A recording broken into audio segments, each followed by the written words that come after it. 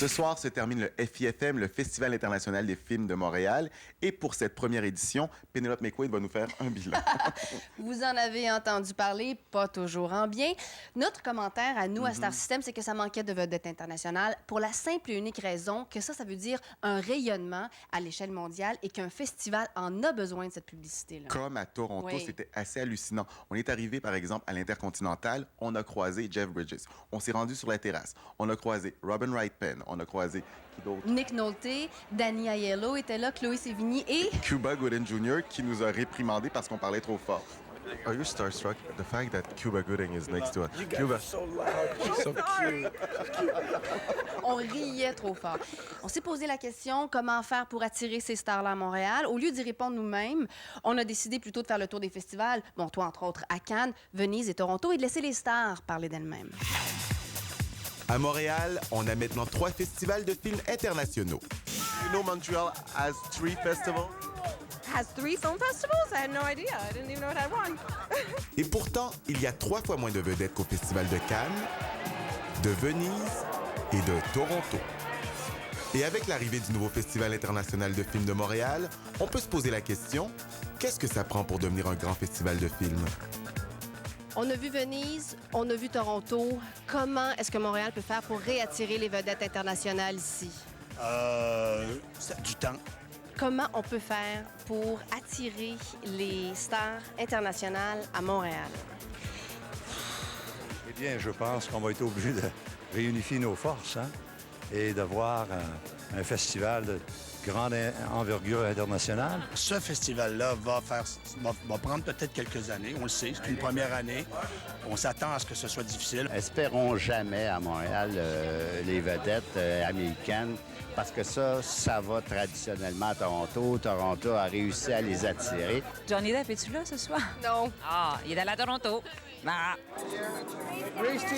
Effectivement, pour obtenir les plus grandes stars internationales, Toronto semble avoir trouvé la clé du succès. Why Toronto? Why here? Because it's the greatest film festival in the world. This is it. This is the place. Vous êtes de Toronto. À quel moment le festival de Toronto a vraiment pris son essor? Je crois que c'était un travail cumulatif au cours des ans. Ça. Je crois que c'est ça l'intelligence aussi du développement de ce festival. You come to Montreal? I love Montreal. You know, I lived in Montreal for a while. Really? Where? I did. Right in the center, in the French Quarter. We have a festival in Montreal. You have to come. I'd love to. Et si ces stars sont liées au succès du Festival de Toronto, c'est que les médias du monde entier sont là pour capter ces moments. Hi, Kate. This must be pretty important for you to be here tonight in Toronto. Yeah, it's great. I'm really excited. It's going to be really, really fun. You look wonderful. Prenez par exemple le film History of Violence du Canadien David Cronenberg. Notre couverture nous l'a d'abord fait rencontrer à Cannes. What is Cannes for you? Cannes is cinema, pure cinema ecstasy. That's what it is. 3 mois plus tard, il était à Venise. David, we saw each other in Cannes. I'm following you in all the festivals. How are you? I'm good, and you? Very well, thanks. Et finalement, la semaine dernière, on l'a vu à Toronto. David, do you feel like I'm stalking you? I just think you're friendly. Le film était d'ailleurs présenté au FIFM la semaine dernière. Are you gonna go there?